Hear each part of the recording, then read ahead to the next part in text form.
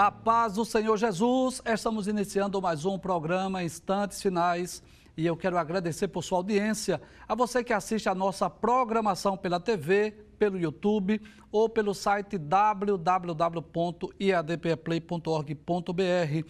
Que Deus te abençoe, que as bênçãos de Deus continuem sendo derramadas sobre você e sobre toda a sua família. Se você deseja entrar em contato conosco, enviar a sua mensagem, a sua pergunta, a sua crítica, a sua sugestão, anote aí o novo número do WhatsApp do programa Instantes Finais. O prefixo é 81 e o número é o 994661010. Se você está acompanhando diariamente o programa, você sabe que nós estamos estudando a quinta das 7 cartas que foram enviadas às igrejas da Ásia, que foi a carta enviada à igreja de Sardes. Já estudamos sobre Éfeso, Esmirna, Pérgamo, Tiatira e estamos estudando a quinta carta. Vamos recapitular como nós fazemos diariamente. Geralmente nós recapitulamos, nós relembramos o que vimos para que você possa reforçar o aprendizado e também dar uma sequência lógica da aula de hoje, tá bem? Então vamos recapitular o que vimos. Nós vimos no capítulo 3, versículo 1, que nós não sabemos quem é o anjo, quem era o pastor da igreja de Sardes quando João escreveu, mas com certeza havia lá um obreiro, um pastor, um líder responsável pela igreja. Também vimos que Jesus se revela àquela igreja como aquele que tem os 7 Espíritos de Deus. Nós já explicamos que esses 7 Espíritos não são 7 Espíritos distintos, mas fala da plenitude do Espírito que age, que atua na vida de Cristo. E também Jesus se revela como aquele que tem as 7 estrelas, que está inclusive na sua mão direita, né? Conforme Apocalipse, capítulo 1, versículo 20, as estrelas são os anjos da igreja. Nós já dissemos que Jesus está dizendo que tem o ministério na palma da sua mão. Mas vimos também que Jesus diz àquela igreja: eu sei as tuas obras. Nós falamos sobre a onisciência de Cristo, aquele que tudo vê, tudo sabe, tudo conhece. E, infelizmente, nós percebemos aí que das 7 cartas, a igreja de Sardes é aquela que Jesus disse que ela tinha o nome de que estava viva, mas estava morta. Ou seja, ela não estava cumprindo a sua missão. Inclusive, nós até explicamos aqui como detectar, né? Como identificar se uma igreja está viva ou morta. Então, aos olhos de Cristo, a igreja está viva quando está cumprindo a sua missão, né? E nós explicamos, inclusive, sobre a missão da igreja, que é adoração, evangelização, intercessão, promover meios de crescimento e edificação e também cuidar da obra social. São as missões ou a principal missão da igreja aqui na terra. No versículo de número 2, nós podemos perceber que Jesus diz àquela igreja que os crentes deveriam ser vigilantes, deveriam vigiar, e nós falamos inclusive aqui sobre a necessidade da vigilância na vida de todo crente.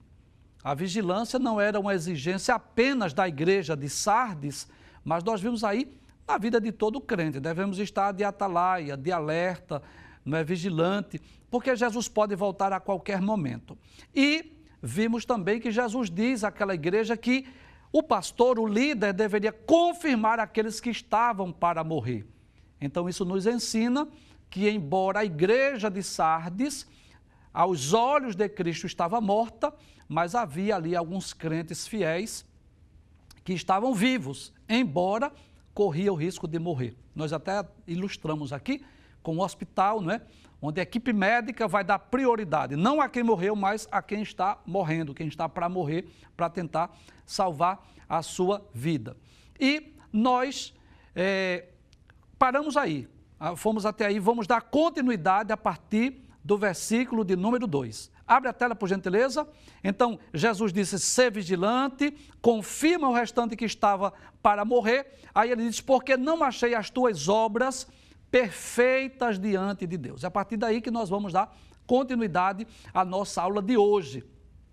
Então, Jesus repreendeu a igreja de Sardes, como acontece em outras cartas, né? Jesus elogia as virtudes, mas mostra, revela suas falhas, seus defeitos. E Jesus sabia que as obras da igreja de Sardes não eram perfeitas.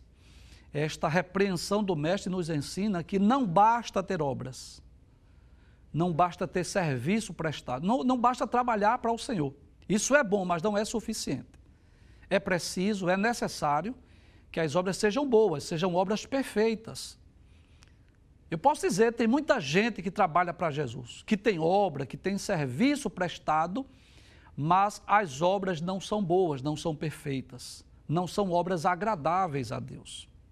E o que é uma obra perfeita? É claro que você entende que não se trata de uma obra perfeita no sentido de uma perfeição no sentido pleno. Porque a perfeição absoluta, no sentido pleno do termo, só Deus é quem pode fazer. Somente Deus é quem pode realizar uma obra perfeita no sentido absoluto. Então, quando nos referimos a obras humanas, estamos falando no sentido relativo. Então, essa perfeição é no sentido relativo, é uma obra feita de forma correta, feita com todo o coração, com todo o zelo, com toda a dedicação. E eu gostaria de falar um pouco sobre como Deus deseja de nós, né? O que é que Deus deseja de nós? Para que nós não sejamos reprovados como a igreja de Sardes. Já imaginou? Receber uma carta de Jesus e ele diz assim, olha, eu não achei as tuas obras perfeitas. Abre o texto, por favor, para nós conferirmos. Diz assim, não achei as tuas obras perfeitas diante de Deus. Então, o que seria uma obra perfeita? Vamos ver alguns textos, né? Vamos ler a Bíblia. Nada melhor do que nós recorremos à Bíblia para entendermos o que é uma obra perfeita. Eu já falei aqui em outros programas, mas permita-me relembrar. Deus nos deu o privilégio de trabalharmos da sua obra, na sua seara. Nós lemos lá na primeira carta aos Coríntios, capítulo 3, versículo 9, né? Que Paulo diz que nós somos cooperadores de Deus. Que privilégio, né? Mesmo nós sendo falhos, imperfeitos, mas nós somos privilegiados por poder trabalhar para Cristo. Mas como deve ser essa obra? Que tipo de obra Jesus deseja que façamos? Ele quer que nós façamos. Vamos para a Bíblia. Colossenses capítulo 3, versículo 23. Paulo fala aqui sobre os deveres domésticos. Se ler o contexto, nós vamos perceber que Paulo não está aqui falando necessariamente de dom, talento, serviço, vocação. Paulo está falando sobre pais, filhos, servos, senhor. Mas ele nos traz um grande ensino aqui. Paulo diz assim em Colossenses 3 e 23, ele diz, e tudo quanto fizerdes, fazei-o de todo o coração, como ao Senhor e não aos homens, sabendo que recebereis do Senhor o galardão da herança, porque a Cristo o Senhor servis. Então eu posso dizer que, em primeiro lugar, uma obra perfeita diante de Deus é uma obra feita de todo o coração, é dar o melhor de si, o melhor de nós, é isso que Cristo quer. Talvez você não seja o melhor músico, talvez você não seja o melhor cantor, talvez você não seja o melhor professor, talvez você não seja o melhor pregador, talvez você não seja o melhor servo na obra de Deus, mas devemos nos esforçar para dar o melhor de nós, né? É isso que agrada a Deus. É Deus saber que nós estamos fazendo tudo aquilo que está ao nosso alcance. Nós temos a convicção, olha Deus, eu não sei fazer melhor, eu não posso fazer melhor, mas o melhor que eu posso, eu estou fazendo. Mas, além de fazermos a obra de Deus de todo o coração, né? E de todo o coração significa exatamente com amor, com dedicação, e fazendo para Deus, é necessário, é importante nós fazermos a obra de Deus com alegria, não é? E isso nos faz lembrar do que está lá no Salmo de número 100, no verso de número 2, que diz assim, servi ao Senhor com alegria. Então é claro que, embora o livro dos Salmos, que é o livro dos louvores de Israel, E o tema principal do livro dos Salmos é exatamente louvor e adoração. Mas nós entendemos aqui que há uma abrangência nesse servir. Deus deseja que nós possamos servi-lo com alegria. Mas além disso, além de Deus desejar que nós façamos uma obra com amor, com dedicação e com alegria, Deus quer que façamos também a sua obra com humildade. Lá em Filipenses, o apóstolo Paulo, mais uma vez, né, esse grande teólogo do Novo Testamento, no capítulo 2, versículo 3, Paulo nos ensina sobre essa necessidade de sermos humildes, né? Humildade é esse sentimento de dependência, que tudo que temos, tudo que somos, nós devemos a Deus. É de Deus, é dele que provém todas as coisas. E na carta aos Filipenses, capítulo 2, versículo 3, Paulo diz, né? Aos Filipenses, capítulo 2, versículo 3, ele diz assim: nada façais por contenda ou por vanglória, mas por humildade, cada um considere os outros superiores a si mesmo. Então é essa obra que é perfeita, que é agradável a Deus. Uma obra feita com amor, uma obra feita com alegria, uma obra feita com humildade e, acima de tudo, uma obra que visa a glorificação do nome do Senhor. Abra a sua Bíblia, se você puder, na primeira carta de Paulo aos Coríntios, no capítulo de número 10, o versículo de número 32, Paulo diz: portai-vos de modo... Não, é o versículo 31, desculpe. Capítulo 10, versículo 31, ele diz assim: portanto, quer comais, quer bebais ou façais qualquer outra coisa, fazei tudo para a glória de Deus. Então, nós vamos perceber que a obra que agrada a Deus, uma obra perfeita é assim, com amor, com alegria, com dedicação, com humildade e para a glória de Deus. Por falar nisso, que tipo de obras estamos fazendo para Deus? Se hoje Jesus enviasse uma carta para nós, qual seria o teor da carta? O que Jesus falaria acerca da obra, do trabalho e do serviço que estamos fazendo? Não responda para mim, mas responda para Deus. Então, só recapitulando o versículo de número 2, mais uma vez: ser vigilante, confirma o restante que estava para morrer, porque não achei as tuas obras perfeitas diante de Deus. Vamos para o versículo de número 3. O que é que Jesus diz? Primeiro ele diz: lembra-te, pois, do que tens recebido. Então, Jesus traz à memória o que os cristãos de Sardes já haviam recebido. Lembra-te. Se ele está dizendo lembra-te, é porque ele já conhecia, já sabia. O que foi que eles receberam? Eles receberam a mensagem do Evangelho. Eles receberam o ensino, a doutrina bíblica. É por essa razão que Jesus disse lembra-te. E é interessante que no original grego o verbo encontra-se no presente imperativo. E o sentido é esse: olha, segue lembrando cada dia, nunca permita-te esquecer, nunca esqueça. E nós, fazendo um comparativo desta carta, desta recomendação com a igreja de Éfeso, nós vamos observar que para os cristãos de Éfeso, Jesus exortou para que eles se lembrassem de onde haviam caído. Mas para a igreja de Sardes, ele diz assim: olha, lembrem do que vocês já receberam. E a Bíblia está cheia, não é, de recomendações para nós nos lembrarmos das coisas boas. Por exemplo, eu gostaria de ler lá na epístola de Judas, que é aquela epístola, esse Judas, você sabe que não é o Iscariotes, né? E no capítulo 1, só tem um capítulo essa epístola, o versículo de número 17, veja o que é que Judas, ele diz, o que é que nós devemos lembrar. Ele diz, capítulo 1, versículo 17, mas vós, amados, lembrai-vos das palavras que foram ditas pelos apóstolos de nosso Senhor Jesus Cristo. Então devemos lembrar de quê? Das palavras que foram ditas pelos apóstolos, né? Isso nos lembra o que? As doutrinas, o ensino da palavra de Deus, que nunca devemos esquecer, né? Da doutrina, da mensagem do Evangelho, daquilo que está nas páginas da Bíblia. Mas também Jesus, a palavra de Deus, né, nos exorta, nos ensina a lembrar do que Jesus falou. Vamos observar lá no Evangelho escrito por Lucas, no capítulo de número 24, versículo de número 6. Então, observe que nós devemos lembrar da palavra dos apóstolos e devemos também lembrar das palavras de Cristo.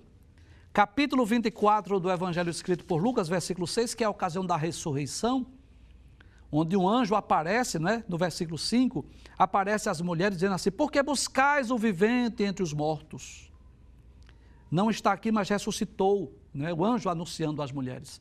Aí é interessante que o anjo diz: lembrai-vos como vos falou, estando ainda na Galileia.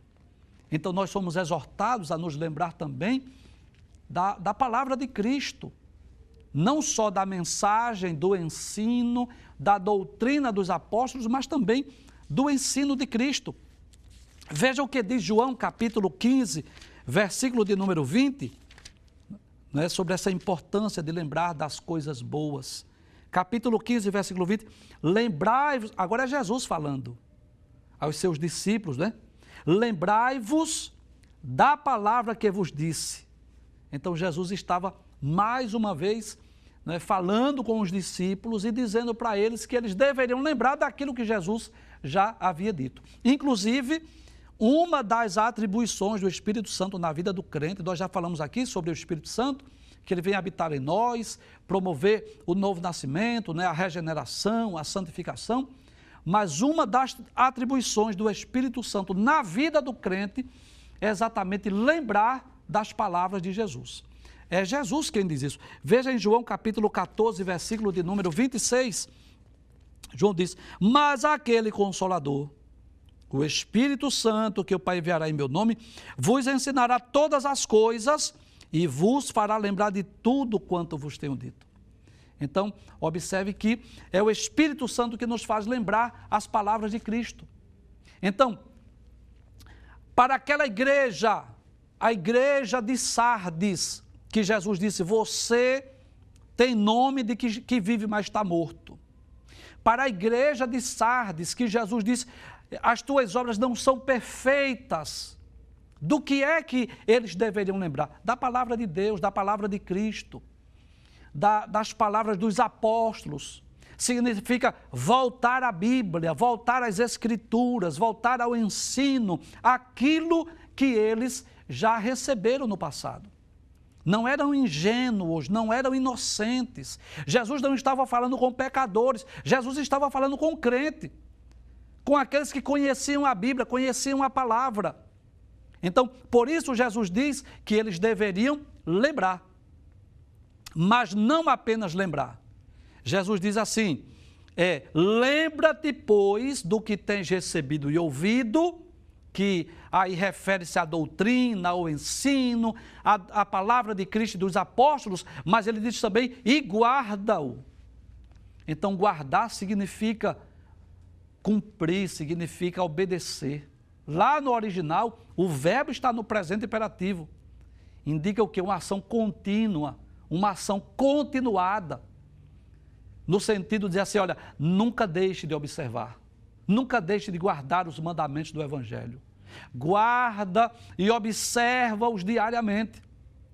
Guardar não é apenas memorizar, decorar aquilo que leu, mas, acima de tudo, obedecer significa praticar. É como se Jesus estivesse dizendo, a mensagem que vocês ouviram, que vocês creram, vocês devem lembrar-se delas e vocês devem obedecer. Em outras palavras, o que Jesus estava dizendo à igreja de Sardes, pelo fato de a igreja ter nome de que estava viva e estava morta, pelo fato de a igreja, suas obras não serem perfeitas diante de Deus, não é porque faltou ensino, não. Não é porque faltou doutrina, não. Mas é porque eles esqueceram. Por isso Jesus diz, lembra-te, guarda. Então, é como se Jesus estivesse trazendo à memória aquilo que eles já haviam recebido.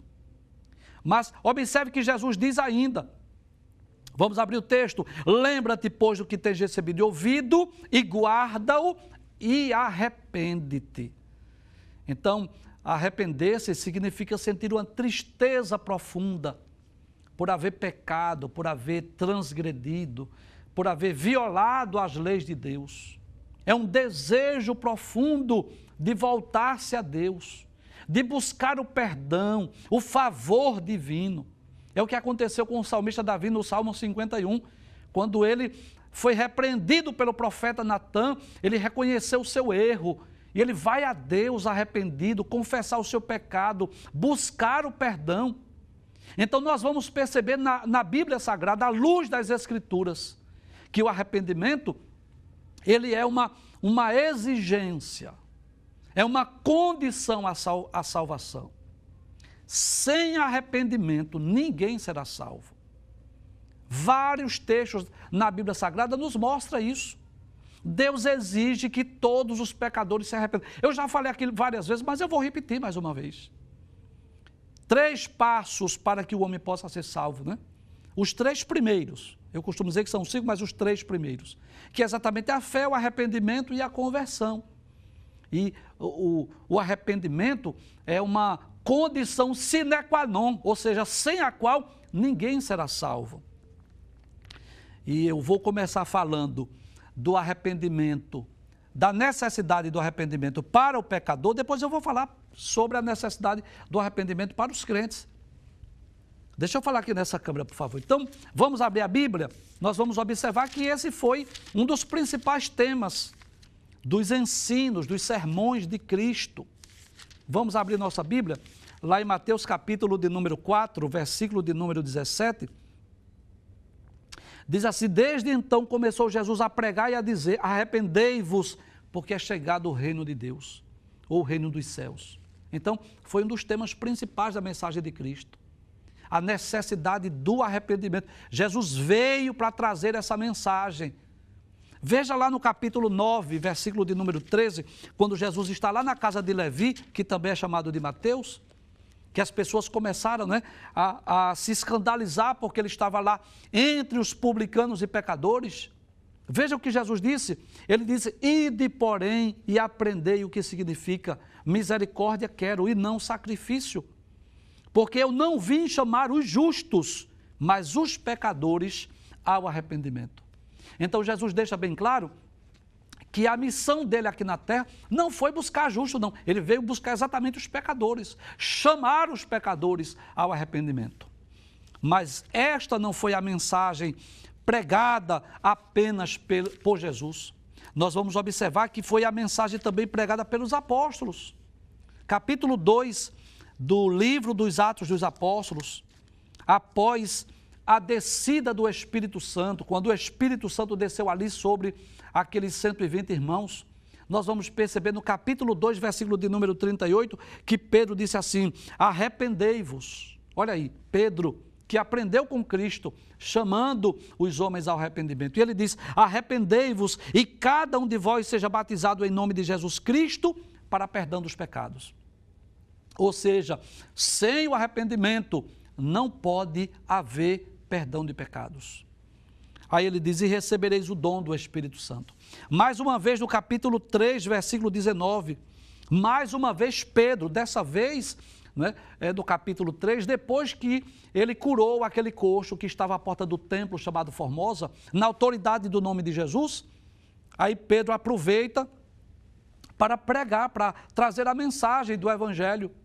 E veja o que ele diz no capítulo 3, versículo 19: arrependei-vos, pois, e convertei-vos, para que sejam apagados os vossos pecados e venham assim os tempos do refrigério pela presença do Senhor. Então, nós vamos perceber, né, vários textos. Eu poderia citar ainda um texto que eu gosto muito, está lá no capítulo 17 do livro dos Atos, quando Paulo está lá no Areópago em Atenas. E eu já disse aqui, mas eu vou repetir, que quando Paulo estava falando para judeus, Paulo mostrava pelas Escrituras que Jesus era o Cristo, o Messias, provava pelas Escrituras que Jesus era o enviado de Deus.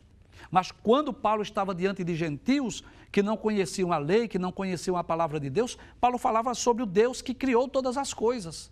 E esse Deus enviou Jesus para morrer por nós. E lá no capítulo 17, versículo de número 30, Paulo diz: mas Deus, não tendo em conta os tempos da ignorância, anuncia agora a todos os homens. Veja que coisa interessante. O arrependimento é uma necessidade de todos os homens. Só havia um homem na face da terra que não havia necessidade de se arrepender, foi Jesus, porque ele nunca pecou. É por isso que quando Jesus foi ser batizado por João Batista, Jesus disse assim, João Batista disse, eu careço ser batizado por ti, tu vens a mim? E Jesus se batizou, não porque estava arrependido de algum pecado, ou não porque tivesse algum pecado para confessar, mas Jesus se batizou como representante da raça humana, de todos os homens. Mas Paulo diz aqui, capítulo 17, versículo 30, que Deus, não tendo em conta os tempos da ignorância, ou seja, não leva em conta os pecados que cometemos quando nós éramos incrédulos, antes de nós crermos em Cristo. Mas ele diz, mas anuncia agora a todos os homens, independente de raça, de classe social, de cor da pele, independente de qualquer coisa, todos os homens precisam de arrependimento. E em todo lugar, em qualquer país, em qualquer continente, em qualquer nação, que se arrependam. Então veja que a mensagem do arrependimento foi pregada por Cristo, foi pregada pelos apóstolos, ou seja, todos os pecadores, se desejam, se querem ser salvos, precisam de arrependimento. Mas, quando lemos as 7 cartas, nós vamos perceber que Jesus também repreende a sua igreja. Um cristão ou uma igreja, quando erra, quando peca, quando desobedece aos mandamentos, também precisa arrepender-se. E nós vamos ver isso em várias cartas enviadas às igrejas da Ásia. Cada uma delas, Jesus, você sabe disso, você está acompanhando o programa, Jesus se revela, se identifica com o título, Jesus elogia as virtudes, as qualidades da igreja, mas Jesus também repreende, como noivo que deseja a santidade da sua noiva, da sua igreja. Jesus mostra onde está a falha, mostra onde está o defeito e chama a sua igreja ao arrependimento. Veja o que diz Apocalipse capítulo 2, versículo 5, a carta enviada à igreja de Éfeso. Aí Jesus diz assim, lembra-te, pois, de onde caíste e arrepende-te. Ou seja, a igreja de Éfeso, que havia deixado o primeiro amor, Jesus diz, arrepende-te. Capítulo 2, versículo de número 16, que é a igreja de Pérgamo, onde os crentes estavam comprometidos com a doutrina de Balaão e a doutrina dos nicolaítas. O que é que Jesus diz? Arrepende-te, pois, quando não, em breve virei a ti e contra eles batalharei com a espada da minha boca. No versículo de número 21, é a carta enviada à igreja de Tiatira, versículos 21 e 22, aquela igreja que tolerava uma falsa profetisa, ou uma mulher que se dizia profetisa por nome Jezabel, que estava induzindo a igreja ao pecado, fazendo com que os servos de Deus comessem dos sacrifícios da idolatria e se prostituíssem. E o que é que Jesus diz à igreja de Tiatira? Dei-lhe tempo para que se arrependesse da sua prostituição e não se arrependeu. Eis que a porei numa cama, e sobre os que adulteram com ela virá grande tribulação, se não se arrependerem das suas obras. E existem ainda outros textos que nós vamos estudar ainda nos próximos programas, capítulo 3, versículo de número 19, por exemplo, que é a 7ª carta que nós ainda vamos estudar, a carta enviada à igreja de Laodiceia. No versículo 19, Jesus diz assim, eu repreendo e castigo a todos quanto amo, sê, pois, zeloso e arrepende-te. Então, nós vamos perceber que Jesus, ele exorta, ele ensina a igreja para que a igreja se arrependesse, a igreja de Sardes. E o que ocorreria? O que é que iria acontecer se os cristãos de Sardes não se arrependessem? Né? Então Jesus sempre traz uma mensagem de alerta, uma mensagem de advertência caso eles não se arrependessem. Vamos ver no texto? Abre o texto, por favor. Lembra-te, pois, do que tens recebido e ouvido, e guarda-o e arrepende-te. E, se não vigiares, virei sobre ti como ladrão, e não saberás a que hora sobre ti virei? Então, nós já dissemos nos programas anteriores, né, que a cidade de Sardes, ela foi invadida, ela foi dominada 2 vezes. Por qual razão? Porque se sentia muito segura. Não vigiou. Estava, né, no alto de uma colina, cercada por uma grande muralha, se sentiram imbatíveis, inabaláveis, intransponíveis. E quando Jesus diz àquela igreja, né, alerta a igreja que se ela não vigiar, não acordar, ele viria como ladrão de noite. Jesus estava dizendo, olha, eu vou vir de forma inesperada, sem aviso prévio. E é interessante nós observarmos isso. No seu sermão profético, Jesus diversas vezes comparou a sua vinda como a ação de um ladrão, num momento inesperado. Já percebeu isso? Que a grande maioria dos assaltos, de furto, de roubo, ocorre assim, é um momento inesperado. Ninguém está esperando, quando menos espera, é surpreendido. E Jesus, volte para o texto novamente, veja o que ele diz. Se não vigiares, ou seja, se vocês não vigiarem, se vocês não estiverem de alerta, de atalaia, virei sobre ti como um ladrão.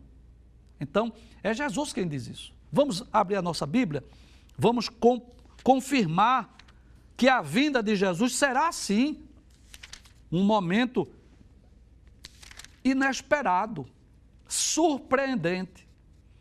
E eu costumo até comparar a vinda de Cristo com a descida do Espírito Santo. É o inesperado dentro do esperado. Porque Jesus havia dito aos discípulos, né, ficai em Jerusalém até que do alto sejais revestido de poder. E eles foram para o cenáculo aguardar o cumprimento da promessa.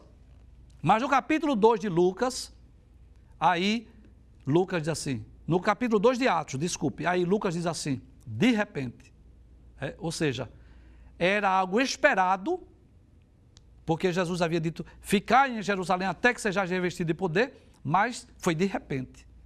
Então a vinda de Jesus será assim, um momento inesperado. Eu não acredito que naquele dia o Espírito Santo vai começar a trabalhar nos corações dos crentes. Olha, hoje, eu não acredito nisso.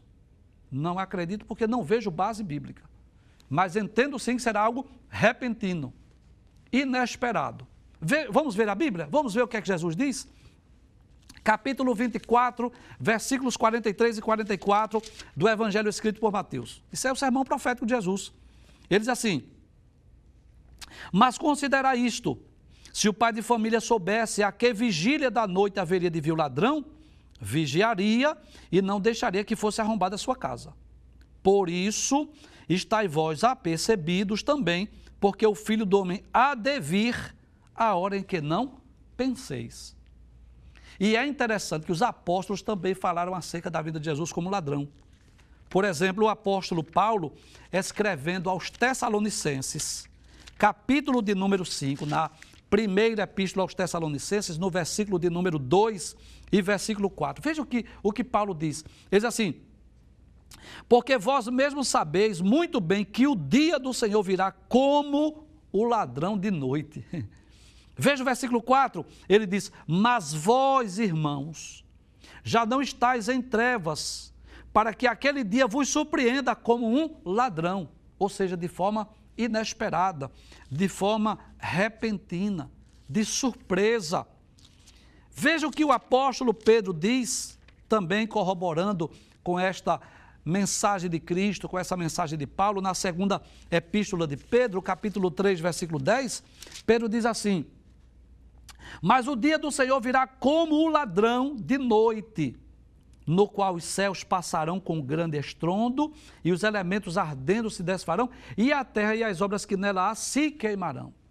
Então observe que nesses textos que lemos, fala da vinda de Jesus. De que forma? Surpreendente, inesperada, de surpresa como ladrão. Mas observe algo interessante. Quando Jesus disse à igreja de Sardes que viria como ladrão, não estava falando da sua vinda. Nem estava falando do arrebatamento, nem da sua vinda em glória. Mas ele diz que estaria vindo para quê? Para exercer juízo. Vamos abrir o texto? Vamos lá. Lembra-te, pois, do que tens recebido e ouvido, e guarda-o, e arrepende-te. E se não vigiares, virei sobre ti como ladrão, e não saberás a hora e não saberás a que hora sobre ti virei.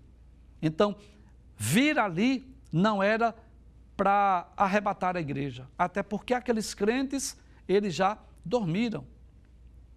Os salvos ali da igreja de Sardes já não estão mais conosco. Então, com certeza, Jesus não estava falando, mas estava dizendo, vi para quê? Para exercer juízo, para executar juízo. Então, nós aprendemos aí que Jesus percebe, né? Revela, mostra o erro da igreja, a falha da igreja. Pelo menos 2 problemas seríssimos que havia na igreja de Sardes. Primeiro, a igreja tinha o nome de que estava viva, mas estava morta. Segundo, as suas obras não eram perfeitas diante de Deus. Mas Cristo, que ama a sua igreja, Cristo que ama o seu povo, a sua noiva, o que é que ele faz? Ele chama ao arrependimento, ele dá a oportunidade, ele pede para que a igreja lembre daquilo que receberam, né? Ou seja, lembrar da mensagem do Evangelho, lembrar das mensagens, da palavra de Cristo, lembrar das palavras dos apóstolos, guardar aquela palavra. Era isso que eles estavam precisando. Se a igreja estava morta, precisava de quê? De uma ressurreição espiritual. E quem era que estava falando com eles? Quem estava falando é aquele que tem os 7 espíritos, aquele que tem o poder de ressuscitar mortos, aquele que tem o poder de restaurar vidas. Agora, veja que coisa interessante. É que para que o milagre ocorresse, era necessário uma ação humana. Em todas as cartas, Jesus sempre demonstra esse desejo de mudança, de transformação, de restauração, porque era esse o objetivo das cartas. O objetivo das cartas não era simplesmente trazer uma mensagem condenatória, não era simplesmente trazer uma mensagem de juízo ou de julgamento, não. Era uma carta que visava a santidade da igreja. Mas para que o milagre ocorresse, no caso da igreja de Sardes, a ressurreição espiritual, para que aquela igreja tornasse a ter vida novamente, o que é que eles precisavam fazer? Precisavam cumprir a sua parte. Lembrar do que receberam, né? Guardar, arrepender-se dos seus pecados.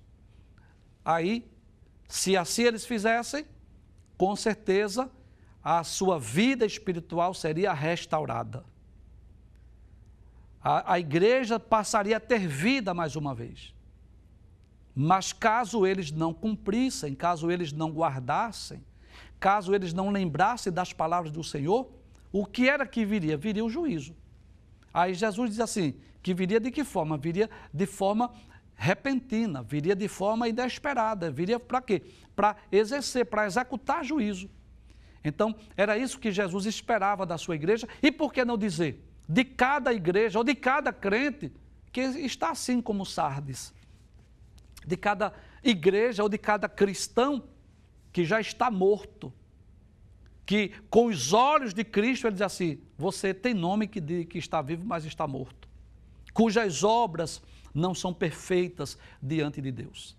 Mas, se você se sente assim, morto espiritualmente, se você se sente assim, cujas obras não agradam a Deus, não são perfeitas diante de Deus, ainda está aqui a solução. E qual é a solução? Primeiro, lembrar-se do que você recebeu, da mensagem do Evangelho, da doutrina. O que mais? Além de lembrar-se, é preciso guardar, né? Guardar, esconder no coração, praticar, obedecer. Terceiro lugar, arrepender-se. Então, se você lembrar, se você guardar, se você se arrepender, então a sua vida espiritual será restaurada. Agora, se você não fizer isso, se você não vigiar, então inesperadamente Cristo virá com juízo, inesperadamente Jesus virá como ladrão para exercer julgamento. Nós vamos a um breve intervalo e voltamos dentro de instantes. Até já.